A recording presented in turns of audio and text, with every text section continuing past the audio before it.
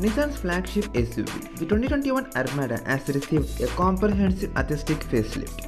Starting off, the grille seems bigger than even before and more upright. A massive double-V chrome slats further add bulk to the front fascia. In the center of the grille sits the new Nissan logo, and the Armada is the first Nissan vehicle to wear it. Over 50 LED lamps make up the updated front headlamp cluster, which now sports a more aggressive design thanks to sharp lines and angles. The tail lamp cluster has been updated as well.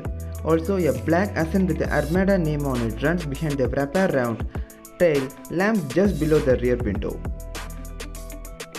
Inside, the biggest change, however, is the new 12.3-inch customizable infotainment screen, which is a part of the standard. Compared to the old system, it is 4.3 inches wider and boasts of a higher resolutions as well. Apple CarPlay and Android Auto are standard along with the Wi-Fi hotspot. The instrument cluster gains a new 7-inch digital display as well. Nissan will add a new base S trim for the US market at a later date, while the SB, SL and Platinum trims will carry over as this. A new Midnight Edition package will also be available with the 2021 Armada with the SL trim. As the name suggests, it will be a cosmetic package with backed out everything. In Canada, however, the 2021 Armada will only be available with 4WD and SB and Platinum trims.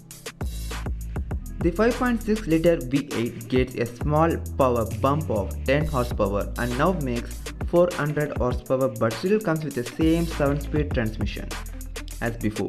In terms of safety, the Armada will come with a forward collision warning, adaptive cruise control, blind spot intervention and driver attention alert as standard.